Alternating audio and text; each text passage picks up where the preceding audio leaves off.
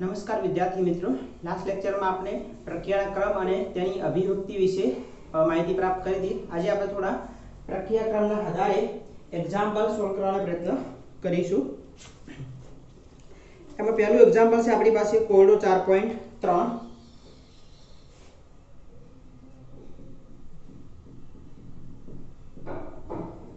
કોડો 4.3 એમાં એવું કીધું છે કે વેગ આપેલા છે અને એના આધારે આપણે પ્રક્રિયાનો એકંદર ક્રમ ગણવાનો છે, એટલે કે પ્રક્રિયાનો ક્રમ શું છે એ આપણે શોધવાનો છે।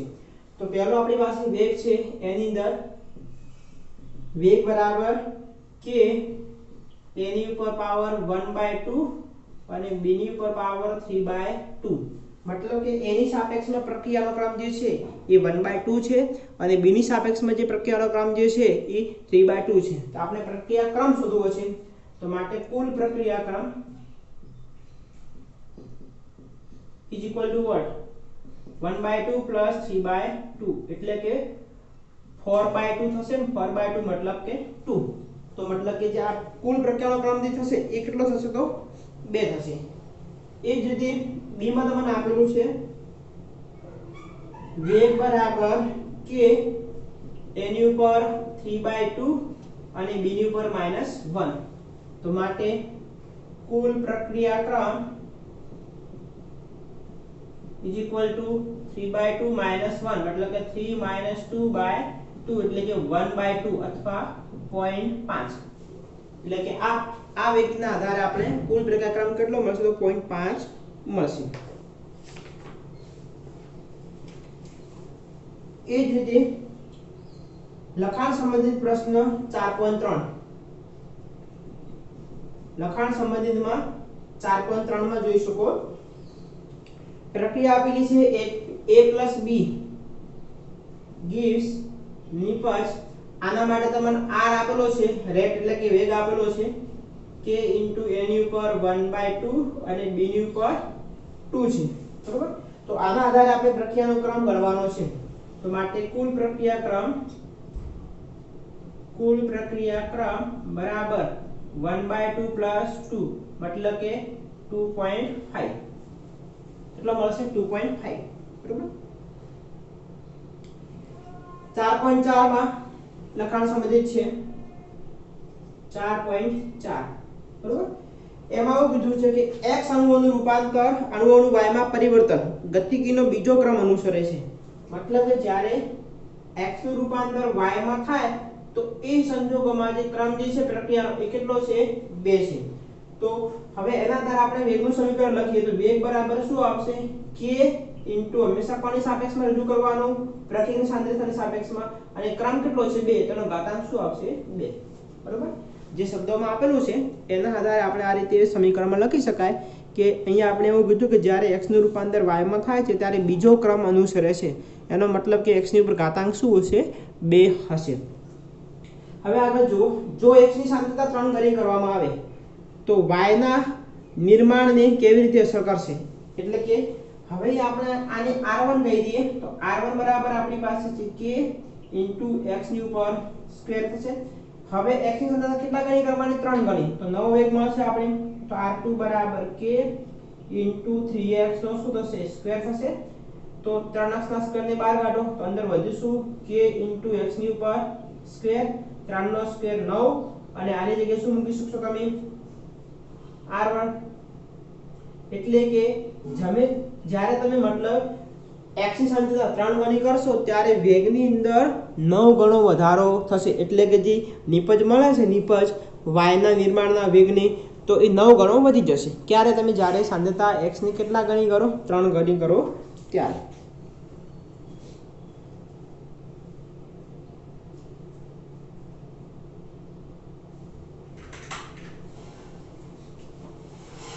ત્યારબાદ આપણી પાસે છે k ના એકમ, સંતુલન અચળાંક k નો એકમ આપણી પાસે કઈ રીતના વેગ અચળાંક k નો એકમ એને આપણે કઈ રીતના શોધી શકાય એ ખાસ ધ્યાન રાખજો।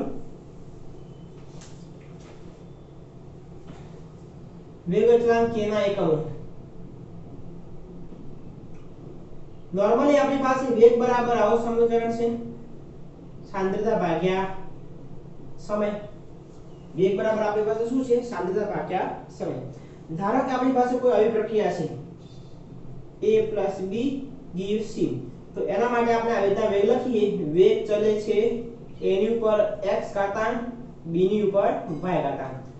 x અને y ની કિંમત આપણે જાણતા નથી, એ ગમે તે હોઈ શકે, બરોબર. ચલ કાઢી દેશું તો ચલ એની જગ્યાએ શું આવશે? વેગ બરાબર k, a ની ઉપર x ઘાતાંક અને b ની ઉપર y ઘાતાંક.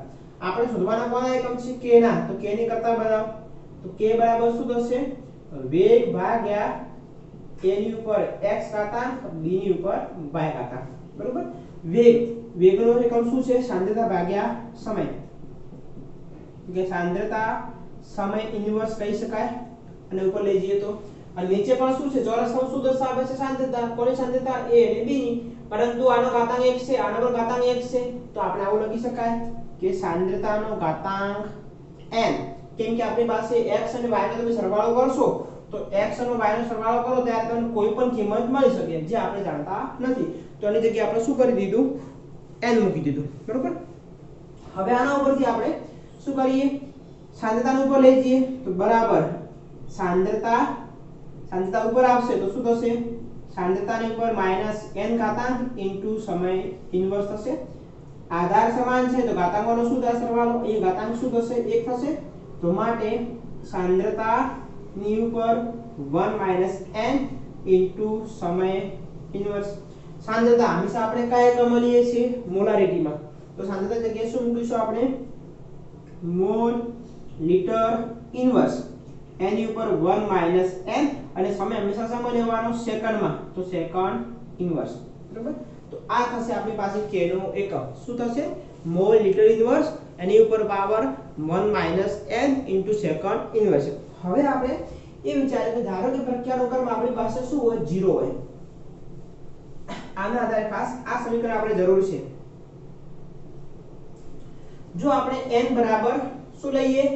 0 લઈએ, કે 0 ક્રમની પ્રક્રિયા હોય, n બરાબર 0, મતલબ કે n નું મૂલ્ય આપણે, n એટલે કોની કિંમત છે? x + y ની કિંમત. જો એની કિંમત આપણે 0 મળે તો અહીંયા 0 મૂકશો આ જગ્યા ઉપર તો શું થશે? k નો એકમ 0 મૂકો તો 1 - 0 એટલે 0, કોઈ ફરક નહીં પડે.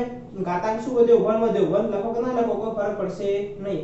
તો k નો એકમ આવશે mall litre inverse second inverse. ક્યારે? n બરાબર 0 હોય ત્યારે. જો n બરાબર 1 હોય, n બરાબર 1 હોય, અહીંયા 1 મૂકો. કોની જગ્યાએ? n ની જગ્યાએ. 1 - 1 એટલે 0 અને કોઈની ઉપર જ્યારે 0 ઘાતાંક આવે તો આખાનું મૂલ્ય શું થશે? 1 થશે. અને 1 થશે તો લખો કે ના લખો કોઈ ફરક પડશે નહીં. તો એ સંજોગોમાં એકમ આવશે સેકન્ડ ઇન્વર્સ. ક્યારે? કે જ્યારે પ્રક્રિયાનો ક્રમ શું હોય? 1 હોય. અને આ એકમ ક્યારે આવશે? જ્યારે પ્રક્રિયાનો ક્રમ શું હોય? 0 હોય ત્યારે. જ્યારે n બરાબર 2 હોય, હવે n બરાબર 2 મૂકશું તો 1 - 2 થશે. તો માટે k નો એકમ શું આવશે? મોલ લિટર ઇન્વર્સ 1 - 2 એટલે કે -1 થાય ઇન્ટુ સેકન્ડ ઇન્વર્સ થશે. કૌંસ છોડી નાખશો શું થશે? ઘાતાંક -1 છે તો મોલ ની ઉપર શું આવશે? -1. આ -1 પ્લસ થઈ ગયા તો mall inverse litre second inverse. આવો ક્રમ ક્યારે, આવો એકમ ક્યારે મળશે? જ્યારે પ્રક્રિયાનો ક્રમ કયો હોય? 2 હોય ત્યારે. એ જ રીતે n બરાબર 3 હોય તો 3 ની અહીંયા 3 મૂકો તો શું આવશે એકમ? મોલ લિટર ઇન્વર્સ 1 - 3 એટલે કે -2 થશે ઇન્ટુ સેકન્ડ ઇન્વર્સ. કૌંસ છોડી નાખો તો મોલ ની ઉપર ઘાતાંક કેટલો આવશે? -2 આવશે અને -1 - 2 એટલે કે +2 થશે તો લિટરનો સ્ક્વેર ઇન્ટુ સેકન્ડ ઇન્વર્સ. તો આ થશે k નો એકમ. ક્યારે? કે જ્યારે પ્રક્રિયાનો ક્રમ શું હોય? 3 હોય ત્યારે. એ જ રીતે આપણે આગળ વધી શકાય. ધારો કે આપણે n બરાબર 4 લઈશું તો પણ આના આધારે તમને એકમ મળશે, પણ એની આપણે કોઈ જરૂર પડશે નહીં. તો આ રીતે આપણે જ્યારે k ના એકમ આપેલા હોય એના આધારે આપણે પ્રક્રિયાનો ક્રમ નક્કી કરી શકાય. એટલે કે જો k નો એકમ આવો હોય mall litre inverse second inverse તો પ્રક્રિયાનો ક્રમ શું હશે? 0 હશે. અને જો k નો એકમ સેકન્ડ ઇન્વર્સ હોય તો પ્રક્રિયાનો ક્રમ 1 હશે. k નો એકમ litre mall inverse second inverse હોય તો પ્રક્રિયાનો ક્રમ હશે 2 હશે. અને જો k નો એકમ મોલ ની -2 લિટર સ્ક્વેર સેકન્ડ ઇન્વર્સ હોય તો પ્રક્રિયાનો ક્રમ શું હશે? 3 હશે. તો આ રીતે k ના એકમ જ્યારે આપેલા હોય એના આધારે આપણે પ્રક્રિયાનો ક્રમ શોધી શકાય. અને એના માટે આપણી પાસે એક એક્ઝામ્પલ છે કોયડો 4.4. કોયડો 4.4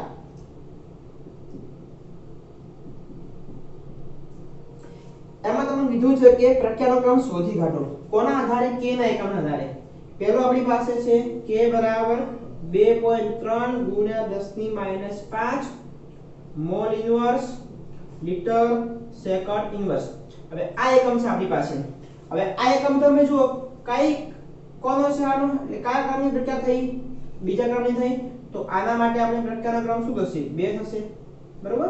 સીધો k ના એકમના આધારે કિંમત કોઈ પણ આપેલી હોઈ શકે, પણ જ્યારે પાછળ જે k નો એકમ આપેલો છે એના આધારે તમે પ્રક્રિયાનો ક્રમ નક્કી કરી શકો છો. બીજાની અંદર k બરાબર આપણી પાસે છે 3 ગુણ્યા 10 ની 4 ઘાત સેકન્ડ -4 ઘાત સેકન્ડ ઇન્વર્સ. તો અહીંયા તમે જોઈ શકો સેકન્ડ ઇન્વર્સ છે. સેકન્ડ ઇન્વર્સ કોનો છે? ખાલી કયા ક્રમની પ્રક્રિયા હોય? પહેલા ક્રમની.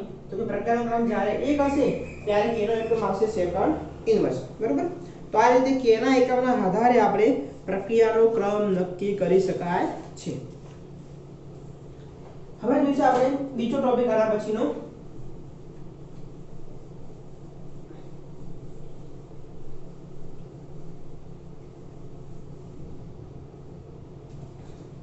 પ્રક્રિયાની આણ્વિકતા.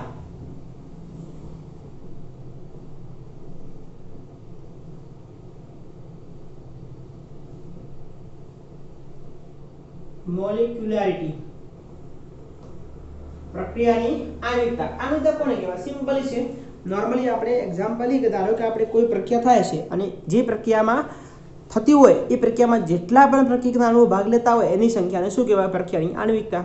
જો પ્રક્રિયામાં એક અણુ ભાગ લેતો હોય તો એક આણ્વિક કહેવાય, 2 અણુ ભાગ લેતા તો દ્વિઆણ્વિક કહેવાય, 3 ભાગ લેતા તો ત્રિઆણ્વિક કહેવાય, એ રીતે 4 ભાગ લેતા તો ચતુર્થાણ્વિક કહી શકાય. બરોબર? તો વ્યાખ્યા આપી શકાય.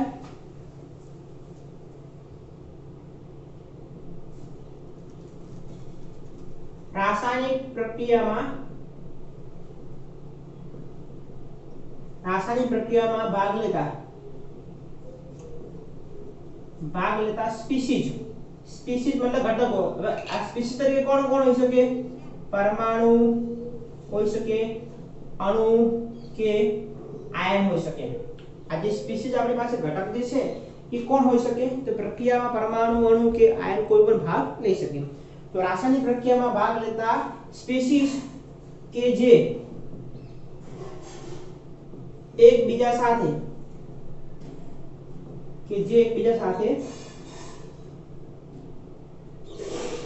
અથડામણ કરે છે. રાસાયણિક પ્રક્રિયામાં ભાગ લેતા સ્પીસીઝ કે જે એકબીજા સાથે અથડામણ કરે છે અને પ્રક્રિયાને પૂર્ણ કરવા સાથે સંકળાયેલ છે. પ્રક્રિયાને પૂર્ણ કરવા સાથે મતલબ કે જ્યારે પ્રક્રિયામાં સ્પીસીઝ એટલે કે ઘટકો ભાગ લેશે ત્યારે એકબીજા સાથે અથડામણ કરશે અને એ અથડામણને કારણે પ્રક્રિયા પૂર્ણ થશે. તો પૂર્ણ કરવા સાથે સંકળાયેલ છે. તો આવા સ્પીસીઝને શું કહીશું? પ્રક્રિયાની આણ્વિકતા કહે છે. સાદી ભાષામાં આપણે લખવું હોય તો લખી શકાય કે પ્રક્રિયામાં ભાગ લેતા પ્રત્યેકના પરમાણુ, અણુ કે આયનની સંખ્યા. પ્રક્રિયામાં ભાગ લેતા પ્રત્યેકના પરમાણુ, અણુ કે આયનની સંખ્યાને શું કહીશું આપણે? પ્રક્રિયાની આણ્વિકતા કહે છે. બરોબર? બીજી રીતે લખી શકાય, લખવું હોય તો આ શોર્ટની અંદર કે પ્રક્રિયામાં ભાગ લેતા પ્રત્યેકના અણુ, પરમાણુ કે આયનની સંખ્યા. પ્રક્રિયામાં ભાગ લેતા પ્રત્યેકના અણુ, પરમાણુ કે આયનની સંખ્યા તેને શું કહીશું આપણે? આણ્વિકતા કહે છે. બરોબર? એના પ્રકારો જોઈએ આપણે. મેઈનલી 3 પ્રકાર છે. એમાં પહેલું છે એક આણ્વીય પ્રક્રિયા.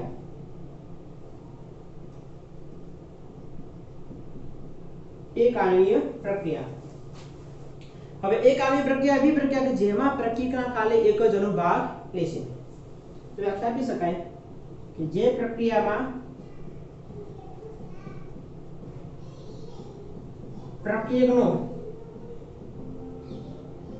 એક જ અણુ ભાગ લેતો હોય, જે પ્રક્રિયામાં પ્રક્રિયકનો એક જ અણુ ભાગ લેતો હોય તેને એક આણ્વીય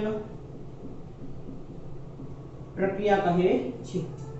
ઉદાહરણ આપીએ તો એમોનિયમ નાઇટ્રેટનું વિઘટન. એમોનિયમ નાઇટ્રેટનું વિઘટન તમે આને ગરમ કરશો તો શું મળશે? Na+2H2O મળશે. કેટલાનો ભાગ લેશે? ખાલી એક જ નો ભાગ લેશે. તો માટે આ પ્રકારની પ્રક્રિયાને આપણે એક આણ્વીય પ્રક્રિયા કહી શકાય. બીજું ઉદાહરણ, બીજો પ્રકાર દ્વિઆણ્વીય પ્રક્રિયા. સેમ વ્યાખ્યા, જ્યાં એક જ અણુ જગ્યાએ શું આવશે? બે આવશે. કે જે પ્રક્રિયામાં પ્રક્રિયકના બે અણુ ભાગ લેતા હોય, જે પ્રક્રિયામાં પ્રક્રિયકના બે અણુ ભાગ લેતા હોય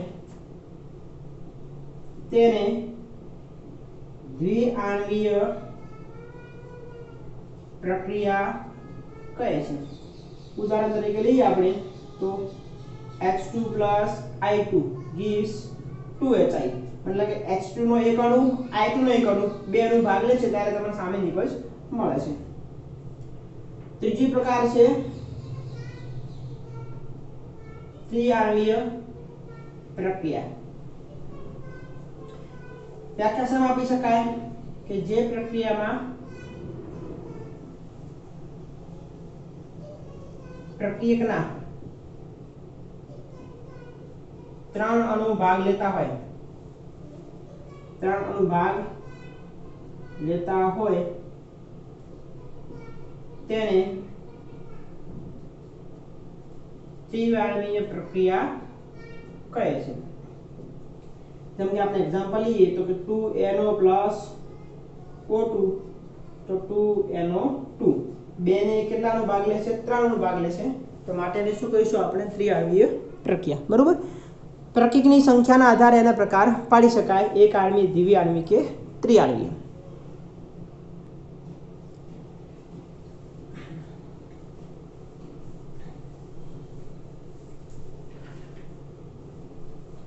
ત્રણ કરતા વધારે આણ્વિકતા જોવા મળતી નથી. એનું શું કારણ છે? તો જોઈએ એનું કારણ. વધુ ત્રિઆણ્વીય પ્રક્રિયા હોઈ શકે, એનાથી વધારે હોઈ શકતી નથી. તો લખી શકાય 3 કરતા વધુ આણ્વિકતા જોવા મળતી નથી. કારણ કે એનું શું કારણ છે? કારણ કે જ્યારે પ્રક્રિયકના અણુઓની સંખ્યા 3 કરતા વધુ હોય, કે જ્યારે પ્રક્રિયકના અણુઓની સંખ્યા 3 કરતા વધુ હોય ત્યારે તેમની વચ્ચે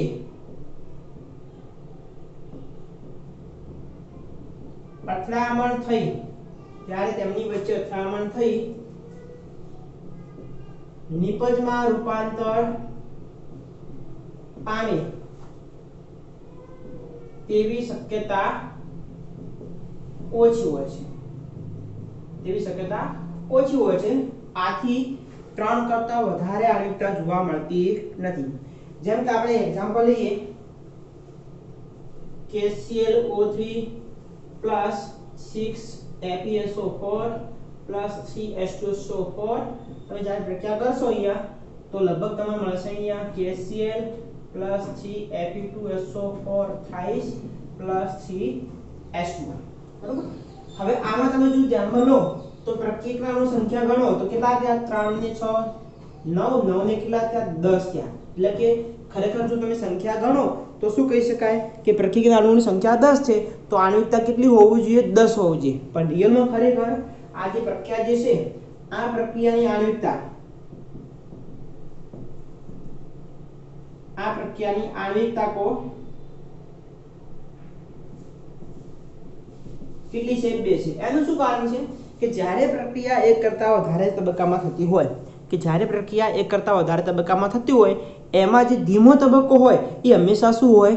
વેગ નિર્ણાયક તબક્કો. આ ધ્યાન રાખજો કે સપોઝ આપણી પાસે કોઈ આવી પ્રક્રિયા છે એમાંથી E ધારો કે બને છે અથવા આપણે એમાંથી ધારો કે વિચારી લઈએ કે એમાંથી આપણી પાસે D બને છે એવું આપણી પાસે છે. હવે આ મેઇન પ્રક્રિયા છે આપણી પાસે, પરંતુ આપણે S ના નિયમ પ્રમાણે તમે સંતુલન ચેપ્ટરમાં ભણી ચૂક્યા છો. S નો નિયમ ઉષ્માગતિ શાસ્ત્રમાં આપણે S નો નિયમ આવતો હતો, યાદ હતો? એની અંદર કે આ પ્રક્રિયા અલગ અલગ તબક્કામાં થશે. પહેલા A માંથી B માં થાય, પછી B માંથી C થાય અને પછી C માંથી શું થશે? D થશે. બરોબર? એ બધાનો સરવાળો કરશો તો છેલ્લે તમને આવું સમીકરણ મળી જશે A થી D. કેમ કે સમાન સમાન શું થવાના? ઉડી જશે સરવાળો કરશો ત્યારે. હવે ધારો કે આ પહેલો તબક્કો જે છે એ શું છે? ધીમો છે. બાકીનો તબક્કો કેવા છે? ઝડપી છે. આગળ આપણે ભણી ચૂક્યા કે ઝડપી પ્રક્રિયાનો આપણે અભ્યાસ કરી શકતા નથી. ઘણી ધીમીનો પણ નથી કરી શકતા, પણ જે મધ્યમ ગતિની હોય એટલે કે ધીમી પ્રક્રિયા હોય એનો આપણે અભ્યાસ કરી શકાશે. તો માટે જ્યારે આપણે આ પ્રક્રિયાનો વેગ તમારે રજૂ કરવો હોય તો આના આધારે રજૂ કરી શકાશે. એટલે માટે વેગનું સમીકરણ શું થાય? વેગ બરાબર k * a થાય. જો આ તબક્કો ધીમો હોય તો એ જ રીતે ધારો કે આ તબક્કો ધીમો હોત B થી C વાળો તો આ પ્રક્રિયા માટે વેગનું સમીકરણ શું આવે? વેગ બરાબર k * b થાય. એ જ રીતે સપોઝ ધારો કે આ તબક્કો ધીમો હોત તો વેગ બરાબર શું થાય? k * c થશે. બરોબર? એટલે યાદ રાખવાનું કે ધીમો તબક્કો હંમેશા શું હશે? હંમેશા વેગ નિર્ણાયક. ધીમો તબક્કો હંમેશા શું હશે? વેગ નિર્ણાયક તબક્કો. એને કહેવાય છે RDS. RDS મતલબ રેટ ડેટરમાઇનિંગ સ્ટેપ. RDS કહેવાય રેટ ડેટરમાઇનિંગ સ્ટેપ એટલે કે વેગ નક્કી કરનાર તબક્કો. જે હંમેશા શું કહીશું અને આપણે RDS કહીશું, રેટ ડેટરમાઇનિંગ સ્ટેપ એટલે કે ધીમો તબક્કો અથવા વેગ નિર્ણાયક તબક્કો. જેમ કે આપણે એક એક્ઝામ્પલ લઈએ એટલે વધારે ખ્યાલ આવશે.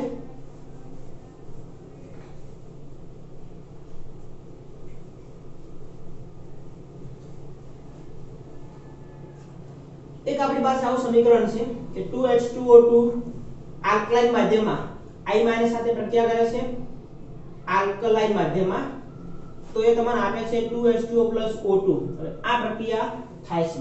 રિયલમાં આ પ્રક્રિયા બે તબક્કામાં થશે. પહેલા તબક્કામાં એ ધ્યાન રાખજો ખાસ કે તબક્કો 1 જે છે એની અંદર H2O2 નો એક અણુ કોની સાથે પ્રક્રિયા કરે છે? I- સાથે પ્રક્રિયા કરે છે. તો એ સંજોગોમાં આમાંથી એક ઓને ખેંચી લે છે એટલે શું બનશે? H2O + IO- બનશે. બરોબર?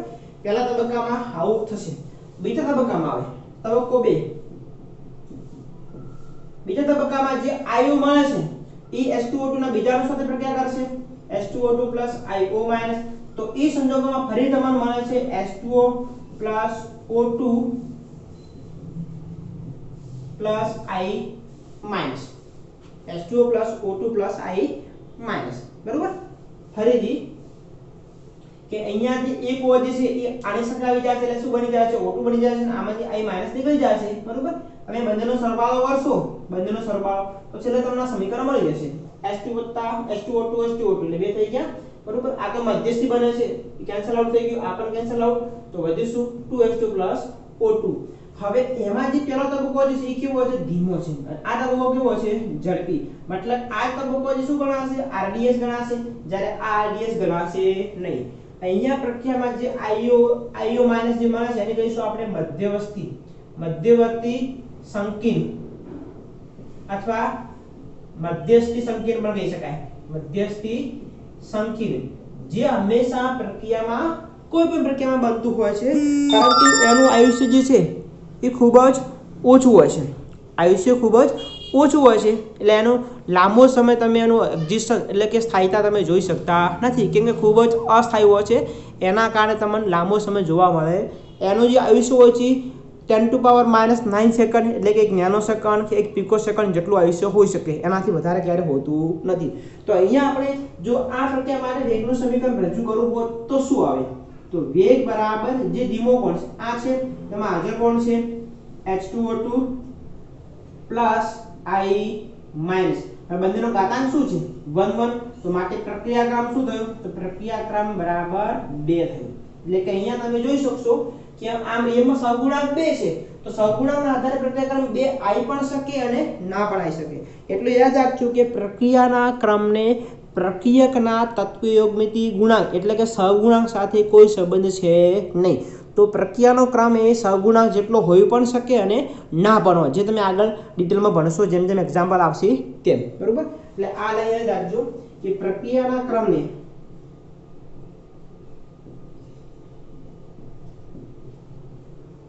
પ્રક્રિયકના તત્વયોગમિતીય ગુણાંક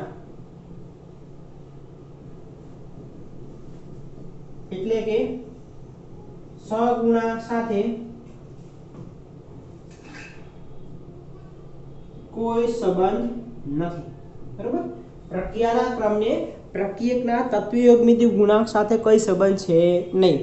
પ્રક્રિયાના ક્રમનું મૂલ્ય સહગુણાંક જેટલું હોઈ પણ શકે અને ના પણ હોય, પરંતુ જ્યારે ધીમો તબક્કો જે છે એ હંમેશા શું હોય વેગના તબક્કો।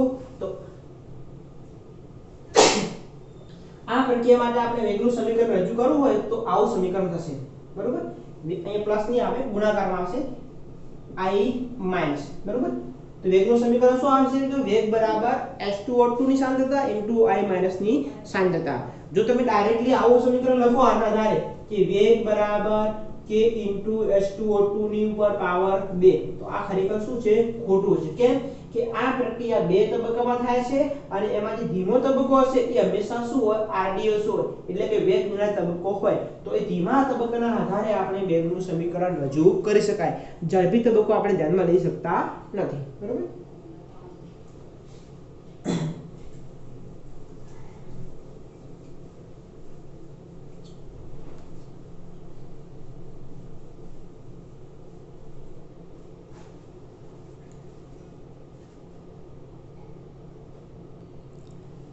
હવે આપણે જોઈએ પ્રક્રિયાક્રમ અને આણ્વિકતા વચ્ચેનો સંબંધ।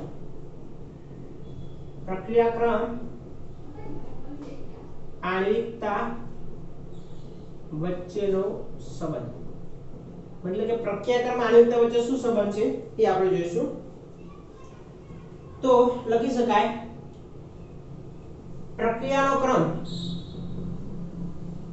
એ શું છે પ્રાયોગિક રાશિ છે।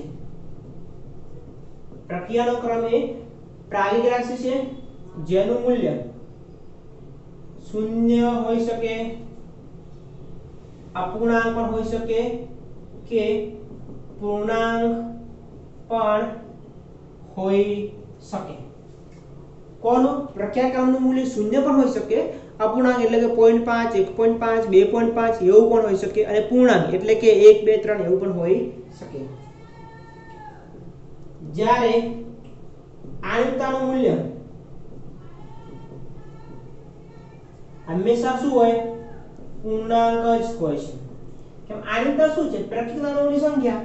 હવે જો પ્રક્રિયક અડધો તો ક્યારે ભાગ લઈ ન શકે, એટલે કે આનું મૂલ્ય 0.5 કે 1.5 અણુ એટલે કે 1.5 અણુ 2.5 અણુ 2.5 એવા અણુ ક્યારે ભાગ લઈ શકે નહીં, પણ જો પ્રક્રિયામાં ભાગ લેતા હોય તો એની સંખ્યા હંમેશા શું હોય 1 2 3 એ રીતે આવશે, એટલે કે આનું મૂલ્ય હંમેશા પૂર્ણાંક જ હોય, બરોબર।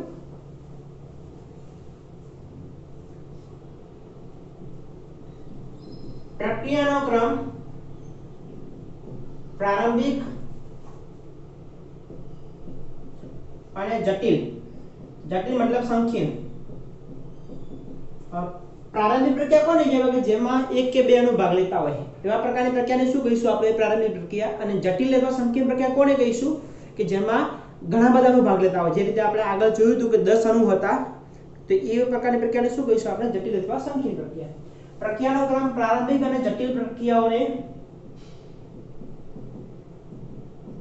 લાગુ પડે છે, જ્યારે આણ્વિકતા માત્ર પ્રારંભિક પ્રક્રિયાઓને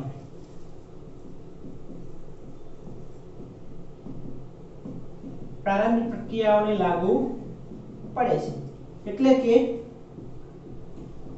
જટિલ પ્રક્રિયાઓ માટે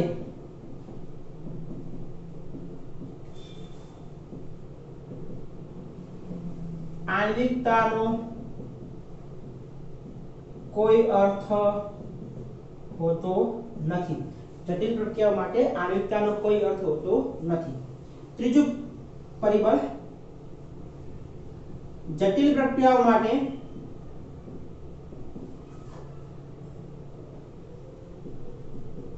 સૌથી ધીમો તબક્કો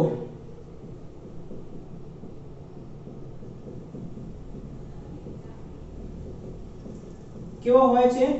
વેગ નિર્ણાયક તબક્કો હોય છે. જટિલ પ્રક્રિયા માટે સૌથી ધીમો તબક્કો કેવો હોય છે? વેગ નિર્ણાયક તબક્કો હોય છે. અને ધીમા તબક્કાની આણ્વિકતા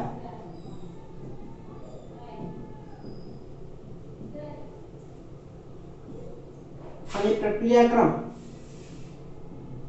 બંને શું હોય છે? સમાન હોય છે. એટલે કે ધીમા તબક્કાની આણ્વિકતા અને પ્રક્રિયાક્રમ બંને શું હશે? તો સમાન હોય છે. બરોબર. તો આ ત્રણ મહત્વના મુદ્દા છે જે સંબંધ કોની વચ્ચે દર્શાવે છે? પ્રક્રિયાક્રમ અને આણ્વિકતા. કે જેમાં આપણે જોઈ શકાય કે પહેલો મુદ્દો શું હતો? કે પ્રક્રિયાનો ક્રમ હંમેશા કેવો છે? પ્રાયોગિક રાશિ, એટલે કે પ્રેક્ટિકલી સાબિત કરેલું છે.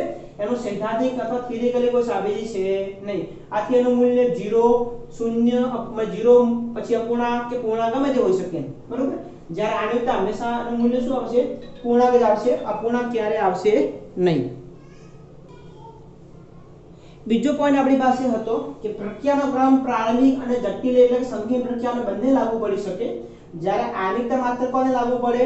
પ્રારંભિક પ્રક્રિયાઓને. જટિલ પ્રક્રિયાઓ માટે આણ્વિકતાનો કોઈ અર્થ અથવા કોઈ મતલબ હોતો નથી. અને ત્રીજો પોઈન્ટ છે આપણી પાસે કે જટિલ પ્રક્રિયાઓ માટે જે સૌથી ધીમો તબક્કો હશે એને શું કહીશું આપણે? RDS એટલે કે રેટ ડિટરમાઇનિંગ સ્ટેપ અથવા વેગ નિર્ણાયક તબક્કો હોય છે. અને ધીમા તબક્કાની આણ્વિકતા અને પ્રક્રિયાક્રમ હંમેશા બંને કેવા હોય? સમાન હોય છે.